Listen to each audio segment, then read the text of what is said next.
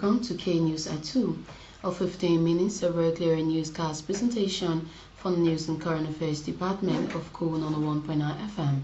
My name is Lorena Wise, anchoring this September 3rd, 2025 edition of K News at 2. We take our very first development. Police in Grand Bassa County has arrested and sent to Buchanan Magisterial Court 2 men in connection with the Gerson murder of Ruben Samuels, a 20-year-old commercial motorcyclist. The suspects, Matthew Weir, 20 years old, and 20 years old Prince Sumo, were swiftly taken into custody after the body of the deceased Samuel was discovered, with both men conceding to being present during the deadly encounter. Confessing to the crime, suspect Weir disclosed that they entered Buchanan with a mission to steal a motorcycle, purchasing knives and pepper water as tools in the God Bless You Hill community in Grand Bassa. Suspect Small, in his counterclaim, accused suspect Weir of twisting the facts, arguing it was suspect Weir who had the net, while he admitted they both consumed alcohol in advance to prepare themselves for the crime. According to the police investigators, the pair had originally intended to travel to Riverside County but remained in Buchanan after transport plans collapsed, spending a night in a police station before carrying out that law enforcement now described as a prearranged act of violence. Camp Master of Camp America in the Sopore National Park has blamed the government of Liberia through the Forestry Development Authority for being the cause of illegal activities within the park.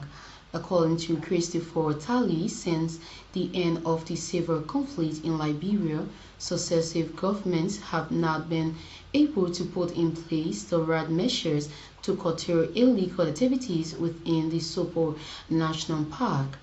Talley said that communities that are within the park's affected area are not being given much attention in terms of job creation for citizens, despite huge support coming from development partners such as the government to support, such as the recent over $6 million United States grant signed with the government to support Sopore National Park. The Sopore Park Camp Master said every developmental issue relating to the park passage through the FDA, but alleged that the FDA has been squandering those development funds, doing less than it is required to do. He pointed to the headquarters of the Sopore National Park in Jalatan, where citizens are still drinking from corks, as a statement to his observation. Talley noted that there are over 2,000 occupants living and mining within the park and supporting their families from what the government termed as illegal mining, citing that their hostel in the park is also contributing to elevating the poverty rate in Liberia. Christopher Talley said they are willing and ready to leave the park as requested by the national government, but how are they and their families going to survive after leaving? He called on the government to do the needful, such as creating job opportunities to empower citizens affected by communities. A distressed woman, Madame Fifier Kokolor, is appealing for urgent financial assistance to enable her to underwrite the medical costs of her severe ailing 18-year-old son, Thomas Kokolor. Speaking to K News with teary eyes, the single mother said her son has been diagnosed with a chronic heart disease that required urgent medical attention to save his life. Explaining her ordeal to K News, Madame Vivian Kokolor disclosed that Thomas, a 10th grade student at the Adam Dream School, had to drop out of school due to lack of money and resorted to commercial motorcycling as a means of livelihood for the family. According to her, Thomas came down with chronic heart disease due to the severe cold he endured while riding his motorcycle. She is appealing to the government of Liberia, humanitarian organizations, and goodwill citizens to come to her rescue by assisting her to underwrite the cost of her son's medical bill. The paramount chief of Fairmont Chieftain in Bond County, David Colley, says land conflict is prevalent in Liberia because many Liberians have failed to follow the protocol in acquiring land. Chief Colley said even those acquiring traditional land have failed to go through the proper procedure for land ownership. He noted that land conflicts have claimed many lives and destroyed several properties, something he said could be avoided by following the proper procedure. Chief Colley blamed the situation on those he described as unscrupulous individuals posing as land dealers.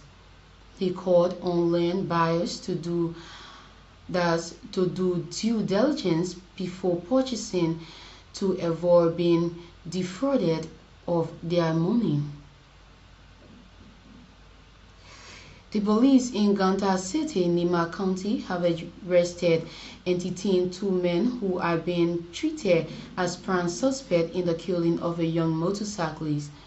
OKFN Nima County correspondent Franklin Doluquet reported that in the early hours of Sunday, August 3, 2025, the lifeless body of 22-year-old Jackson Rowland was discovered near CMC Junction in District 8, Nima County. Jackson, a commercial motorcyclist and 10th grade student of J.W.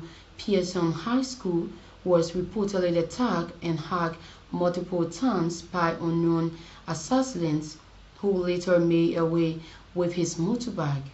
According to journalist Doluquet, tension fired on Tuesday, September 2, when the two suspects were allegedly caught trying to sell a motorbike in Bunanti Town, the same district where the incident occurred.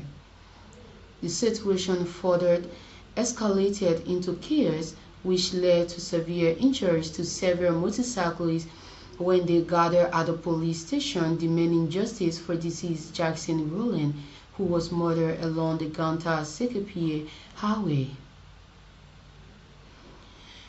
And for this development, the government of Liberia has officially broken ground for the construction of two state-of-the-art overpass bridges along Tottenham Boulevard and Monrovia. The project, funded by the People's Republic of China, is valued at $41 million United States dollars and aimed at improving road infrastructure in Liberia. Speaking at the groundbreaking ceremony on Tuesday, September 2, 2025, President Joseph Boakai described the initiative as a practical solution to improve road safety and ease traffic congestion along major routes leading to the capital. President Boakai noted that the groundbreaking of the project marks a milestone achievement for road modernization and boosting economic trade in and out of Monrovia. The Liberian leader at the same time hailed the government of China for funding the project, stating that the financial support underscores deep bilateral ties between Liberia and China. Providing an overview of the project, Public Works Minister Roland Giddings said the overpass bridges will be completed in the time frame of 2 years.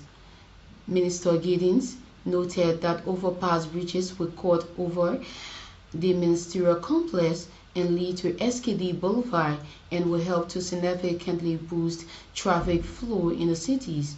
He said the project would also help to provide short-term job opportunities for youth and strengthen development in the country.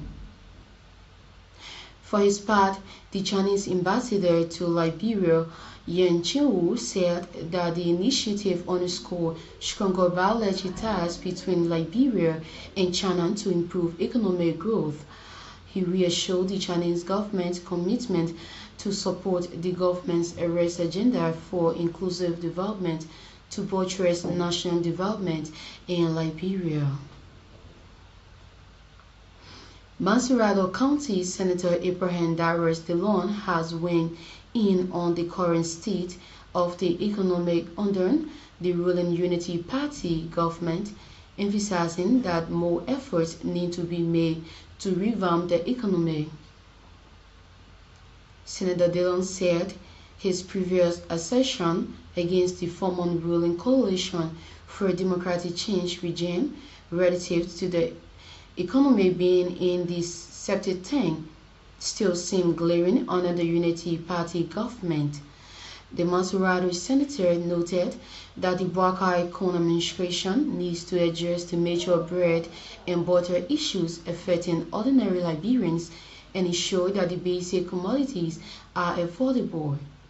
Senator Delon also said despite being a strong supporter of the current regime, he remains cognizant of the day-to-day challenges faced by Liberians. He has at the same time expressed confidence in the Bwaka Kone administration's promise to improving the living conditions of citizens across the country. Ahead of its General Assembly set for October this year, the Federation of Liberia Youth says preparations are already underway to have a successful General Assembly. Speaking at the press conference on Tuesday, September 2, 2025, FLY President Baninka Stephanie Edward announced that the Federation has also opened its membership to welcome young Liberians and youth organizations who share the dreams of advancing the collective aspiration of the country's youth. Madam Edward said the process is about strengthening participation, broadening representation, and putting young people at the center of shaping the Federation's future. To ensure a transparent process, FLY has set up an independent election commission with a leadership team to oversee the process. She also commended FLY 15 County Secretariat for what she described as their tireless efforts in mobilizing young people and driving the Federation's mission at the grassroots level. The FLY president is meanwhile encouraging all members and affiliates to engage fully in the October Assembly, which she says will empower youth leadership, build solidarity, and give young people from across the country a stronger platform. According to Elwood, the gathering will be guided by fairness, transparency, and accountability principles that remain at the heart of the Federation's mandate. Mansurado County Superintendent Warren Bryan has hailed the groundbreaking for the construction of Liberia's first ever overpass bridges as a landmark infrastructure project and a historic milestone for the county and the nation at large. Speaking on Tuesday, September 2, 2025, at the ceremony, Superintendent Bryan emphasized that the government is moving decisively beyond business as usual, delivering projects that provide practical benefits, improve citizen welfare, and reinforce accountability in governance. He described the initiative as a visible demonstration of long-term planning and strategic development. The official groundbreaking marked the start of the first ever two overpasses bridge project along Tottenham Boulevard in Congo Town. Valued at approximately $41 million. The project is fully sponsored by the government of the People's Republic of China and is expected to last 24 months. Well, on this note, we draw down the curtains on this development of K News I2. Do join us by 6 o'clock for another fascinating edition